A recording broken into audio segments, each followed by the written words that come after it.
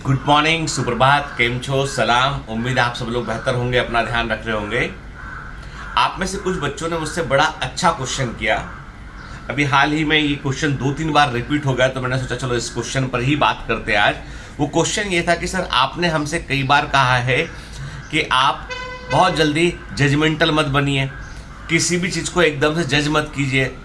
तो बच्चों ने कहा कि सर ये बात तो हमने चलो मानी आपकी, हम आपका मॉर्निंग मोटिवेशन रोज देखते हैं, कुछ ना कुछ परिवर्तन अपने अंदर महसूस करते हैं। और जो मुझे लगता है कि मेरे लिए बड़े सौभाग्य की बात है कि मैं सुबह आके 10 मिनट आपसे बात करता हूं और उससे आप कुछ परिवर्तन महसूस करते हैं, तो इससे अच्छा तो कुछ हो ही नहीं सकता है। ठीक है, क्योंकि ये जो मॉर्निंग मोटिवेशन सेशन है, इससे आप नहीं, मैं स्वयं भी अपने अंदर परिवर्तन महसूस करता हूं। क्योंकि मैं जो आपको बताता हूं उसके लिए मैं तमाम तरह की किताबें, रिसोर्सेज में यूज़ करता हूं, तो वो मुझे पढ़ना भी पड़ता है और मैं उसको फॉलो भी करता हूं। फिर उसको मैं मतलब केवल सुनने का नहीं है, ये फॉलो करने का एक्चुअली। ठीक है, तो एक प्रश्न जो आया मेरे पास कि सर आपने कहा है कि नॉन जजमेंटल बनिए, चीज़ों को जो है वो एकदम से जज मत कीजिए, मतलब निर्णय की पोजीशन पर मत पहुंचिए। लेकिन ये तो अनिर्णय हो गया।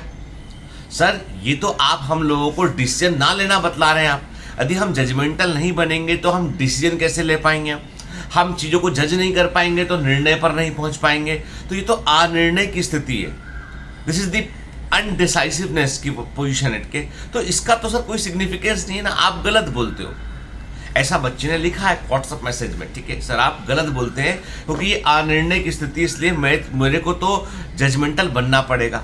ठीक है, तुमने बेटा जो बात मुझसे कही है, इस बात को मैं थोड़ा सा तुमको जो है, मैं तुमसे यही क्वेश्चन मैं तुमसे करूंगा कि जजमेंटल क्यों नहीं होना चाहिए। इसके पीछे तुम खुद लॉजिक ढूंढ पाओगे। क्या होता है कि जैसे हमारी जो निर्णय लेने की क्षमता है, जो हमारी परिस्थितियों को जज करने की क्षमता है, वो हमारे ज्ञान के अनुसार बदलती रहती है। It changes with the knowledge. ठीक है, जो भी आप सोसाइटी से इंटरेक्ट करके नॉलेज को एक्वायर करते हैं, ज्ञान को प्राप्त करते हैं, और उसके आधार पर फिर चीज़ें आपकी बदलती चली जाती है। जैसे कि मेरे घर में एक बार, मुझे अच्छे ध्यान है, एक मेडिसिन रखी हुई थी, एक सिरप रखा हुआ था। ठीक है ना। तो छोटे वाले बेटे ने पूछा मुझसे कि पापा ये क्या है, व्हाट इज दिस? ठीक है ना, ये क्या चीज़ है, ये इस बोतल में क्या है? तो मैंने कहा बेटा दवा है। क्या बोला मैंने उसको? बेटा दवा है, मेडिसिन है। ठीक है, चला गया। वो 4 साल का था, चला गया वो, कि उसको मालूम है कि उस बोतल के अंदर दवा है। बड़ा वाला बेटा जो है वो 8-9 साल का आया, उसने पूछा वही क्वेश्चन कि पापा उस बोतल में क्या है? वो रखी आपने ऊपर संभाल कर, उस बोतल में क्या है? मैंने कहा बेटा बुखार की दवा है। क्या बोला मैंने? अंतर देखिए, मैंने छोटे बेटे को बोला दवा है, बड़े बेटे को बोला बुखार की दवा है। ठीक है, फिर मेरी वाइफ ने मुझसे क्वेश्चन किया कि तुमने ये बोतल रख रखी है ड्राइंग रूम में, ऐसे रख रखी है शोकेस के अंदर, क्या है ये बताओ? मैं तो फेंक दूंगी बाहर। अब ये देखो, मतलब है, अब तुम बोलोगे सर मैडम को बता देंगे सर, है ना, तो फिर मैडम जो है वो बोलेंगे कि तुमने मेरे बारे में बताया है ना, तुम मेरा मजाक उड़ाते हो, तुमने बता दिया था कि मैंने दिल्ली का जीपीएस लगा दिया बॉम्बे जाते समय, एयरपोर्ट जाते समय ना। तो फिर भारती बोलेगी तुम मेरे नाम पर तुम अपना चैनल चला रहे हो, तो तमाम चीज़ें बोलेगी वो, तो बोलना नहीं किसी को। तो भारती ने पूछा कि भैया ये क्या है इसमें, हट बताओ क्या है ये? तो मैंने कहा पैरासिटामॉल। क्या बोला? पैरासिटामॉल है। सीनोस कि पैरासिटामॉल बुखार में काम आती है, किस डोज में दी जाती है उसे मालूम है। ठीक है, बोतल वही थी, दवा वही थी। छोटे बच्चे को उत्तर मिला कि दवा है इसमें, बड़े बेटे को उत्तर मिला कि बुखार की दवा है इसमें, और वाइफ को उत्तर मिला कि पैरासिटामॉल है इसमें। यदि मैं छोटे बच्चे को बोलता कि पूछता कि क्या है पापा इसमें, बोलता मैं पैरासिटामॉल है, क्या ये क्या होता है, क्या है ये?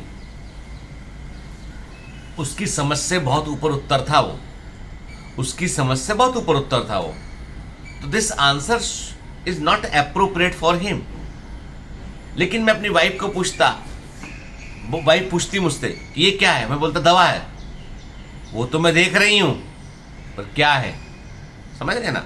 उसके हिसाब से वो उत्तर अपूर्ण होता है। यदि मैंने उत्तर उल्टे कर दिए होते, बेटे को बोला होता है कि पैरासिटामॉल है, वाइफ को बोला होता है दवा है, तो उत्तर उल्टे करने पर एक के लिए वो उत्तर अपूर्ण होता, तो दूसरे के लिए उत्तर जो है वो ज़्यादा ज्ञान वाला हो जाता, जो बर्दाश्त के बाहर था वो। तो इसका मतलब उस छोटे बच्चे से बड़ा बच्चा, और उसके बाद जो उम्र बढ़ने के साथ साथ समझ का विकास हुआ, समझ का विकास हुआ तो वो उत्तर बदलते चले गए, उत्तर बदलते चले गए, इसलिए आपके निर्णय बदलते चले गए। इसलिए आज आप 18 साल की उम्र में जिन चीज़ों को जज कर रहे हैं, उन्हीं चीज़ों को जज करेंगे आप जब 40 साल की उम्र में जज करेंगे तो आप कुछ और सोचेंगे, जब उन्हीं को आप 60 साल की उम्र में जज करेंगे तो कुछ और सोचेंगे। आपको यही प्रकृति, यही दुनिया अलग अलग प्रकार से उत्तर देगी आपको। जब आप 10 साल के थे तो आपके उत्तर कुछ और थे, प्रश्न कुछ और थे, उत्तर कुछ और थे। 20 साल में अलग होंगे, 30 साल में अलग होंगे, 40 साल में अलग होंगे। इसलिए निर्णय की पोजीशन बनती कहाँ है, बताओ मेरे को, कहाँ बन जाती है?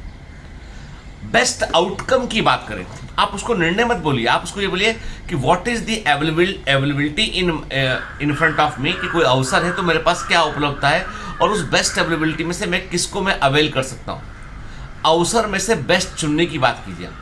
चुनाव है यहाँ पे, जज नहीं, जजमेंटल नहीं है। जजमेंटल में क्या करते हैं हम, एक लॉजिक को दूसरे लॉजिक से पूरा खारिज कर देते हैं। यहाँ पर आप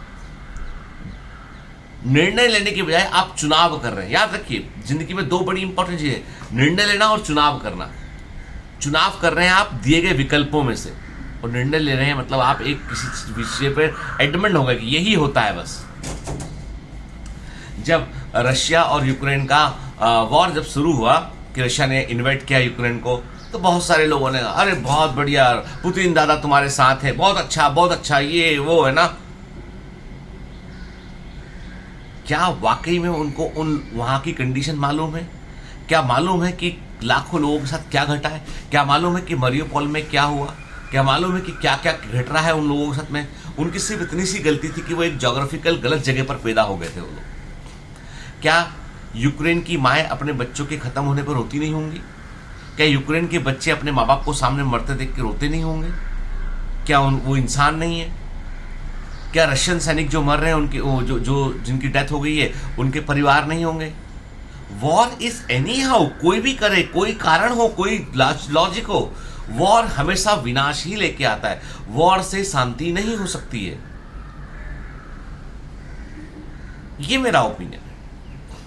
मैंने कहा चुनना हो आपको युद्ध में और शांति में, तो शांति को चुनना होगा आपको हमेशा। उसकी एक कीमत हो सकती है, लेकिन युद्ध की कीमत तो हमेशा बड़ी होती है। तो कहने का मतलब ये कि हम बहुत जल्दी दौड़कर किसी निर्णय पर पहुंच जाते हैं। जैसे अब वहां पे भी क्या होता है, कंडीशंस अलग अलग फीड होती है।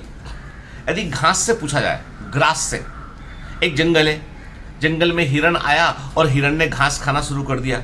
घास से यदि पूछा जाता कि भैया तुम्हारे साथ क्या घट रहा है, तो उसकी दृष्टिकोण में हिरन सबसे निर्दयी, सबसे बेकार, सबसे जालिम, दुर्जन, और क्या क्या बोलूं इसको मैं ना, ऐसा प्राणी है जो आके पूरी घास खाता है। घास बोलती कि हमको तो इतना दर्द होता है, हमें पूरा ऊपर से काट लेता है, खा लेता है, चलता भी हमारे ऊपर है के, हमको बहुत तकलीफ होती है हमको, और खा लेता है हमको ये पूरा, और हमारे तो जाने कितने ऊपर के हिस्से कटे हुए होते हैं। और ये हिरन ना होता, भगवान तूने हिरन को क्यों बनाया? ये हिरन ने तो हमारा जीवन बर्बाद कर रखा है। फिर उस घास से पूछते सबसे अच्छा कौन है? चीता। चीता बहुत अच्छा है। क्यों? चीता क्यों अच्छा है? नहीं, कभी नहीं खाता हमको, उसने आज तक नहीं खाया हमको, आज तक नुकसान नहीं पहुंचाया, चीता अच्छा है। सोचिए, घास के पॉइंट ऑफ व्यू से सोचिए, वो बोल रही है चीता अच्छा है, हिरन खराब है। हमारे पॉइंट ऑफ व्यू से हम बोलेंगे भैया हिरन ठीक है, ये चीता बहुत ही खराब है, ये तो हम पे हमला कर देगा। ठीक है, पॉइंट ऑफ व्यू बदल जाते हैं बेटे। मतलब आप किस पर्सपेक्टिव से चीज़ों को देख रहे हैं, क्या आपके सामने आ रहा है, उसके पॉइंट ऑफ व्यू से हम बात है। तो इसीलिए मैं कहता हूं ना कि जब भी कभी आप ये सोचो हमेशा, you are not taking decision, you are selecting things from the given options.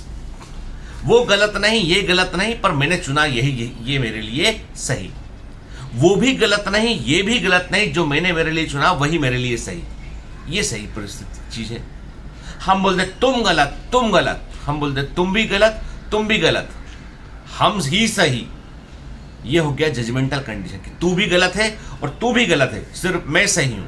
Judgemental condition, झगड़े वाली कंडीशन, विवाद वाली कंडीशन, चाहे वो सांप्रदायिक विवाद हो, चाहे पॉलिटिकल विवाद हो, ये विवाद वाली कंडीशन। मैं बोलता हूं तुम भी सही हो, तुम भी सही हो, पर जो मैंने चुना वो मेरे लिए अधिक सही है। तो क्या यहां पर कन्फ्लिक्ट की कंडीशन बनती है? क्या यहां पे विवाद की कंडीशन बनती है? नहीं बनती ना बेटा। The life should be lead by the selecting things. ठीक ना, याद रखिए जिंदगी में there are lots of choices, so choose carefully. तुम जो होते हो वो तुम्हारे चुनाव के कारण होते हो। जो तुम होते हो वो तुमने जो चुना है उसके कारण होते हो। कोई अच्छा है बुरा है इससे नहीं होते। तुम जो चुनते हो वही तुम होते हो। और चुनाव के लिए आपको अपना दृष्टिकोण व्यापक रखना होगा, सोच को बढ़ाना होगा तुमको, तो तुम सही चुन पाओगे। ठीक है, मुझे उम्मीद है कि मेरे इस प्रश्न का उत्तर आपको मिला होगा। और कैसा चल रहा है आप लोगों का क्रैश कोर्स, कैसी पढ़ाई चल रही है? मैं भी बच्चे बोले सर आप क्या आप आओगे नहीं पढ़ाने? अरे भाई हम भी आएंगे पढ़ाने। हम लोग चैप्टर बांट लिए हैं अपने अपने अनुसार। मौलिक बेसिस मैं पढ़ाऊंगा आपको, जो है वो कई सारे जो बड़े इंपॉर्टेंट चैप्टर हैं, डीप चैप्टर है वो मैं पढ़ाऊंगा। तो टीचर पूरे सब टीम मिलके काम कर रही है बेटा क्रैश कोर्स में। ठीक है ना, कुछ नंदी सर पढ़ाएंगे, कुछ शैल मैडम पढ़ाएंगे, कुछ चैप्टर मैं पढ़ाऊंगा। ठीक है ना, तो मैं आऊँगा, जरूर आऊँगा के। हाँ, और एक बात मैं आपको इंपॉर्टेंट बता दूँ कि अभी आपका सैटरडे का जो टेस्ट होगा ना, ऑनलाइन टेस्ट सैटरडे का जो होगा आपका, उस टेस्ट में बेटा अच्छे से पढ़ाई करना। ठीक है ना, जितना सिलेबस कवर हो गया क्रैश कोर्स में अब तक का वो पूरा आएगा उसमें। और उस टेस्ट के पहले 50 टॉपर, फर्स्ट 50 टॉपर जो सैटरडे के टेस्ट में अच्छा करेंगे, उनकी एक जूम मीटिंग होगी मेरे साथ, अमर सर के साथ, संजय सर के साथ में मंडे के दिन। ठीक है ना, तो we are going to plan a Zoom meeting कि तुमने टेस्ट में क्या क्या। तो हम एक जूम मीटिंग करेंगे और टेस्ट के टॉपर के नाम भी मैं अनाउंस करूंगा संडे के दिन। ठीक है ना, अभी एक पैटर्न बनाते हैं कि कौन हमारे बीच में टॉपर है, कौन दम से पढ़ रहा है, उसके बारे में बात करते हैं। जिसके नंबर कम आए वो चिंता नहीं करना, हमको वहां तक पहुंचना है। ठीक है, this is just for motivation, not तुमको हम इवेल्यूएट नहीं कर रहे। याद रखना कि तुमने क्या किया, तुमने क्या। हम बोल रहे हैं सिर्फ इतना कि बेटा कोशिश करो कि पहले 50 से मेरा नाम आए और सर मेरा नाम लें। ठीक है, नाम तो मैं 100 का लूंगा, लेकिन जूम मीटिंग हम 50 लोग ही करेंगे। क्या तुम आ रहे हो मुझसे मिलने मेरी जूम मीटिंग में? बताओ, मिलेंगे, है ना? चलिए ना, मैं बहुत मिस किया यार 16 अप्रैल का जो दिन था ना, वो फंक्शन।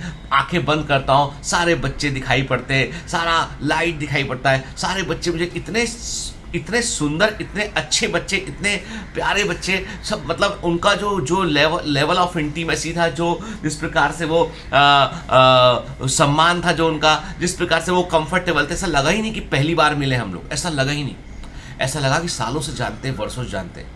ये है मिरर न्यूरॉन्स, आत्मा का आत्मा से संबंध। इसके लिए मिलना भी जरूरी नहीं होता है ना।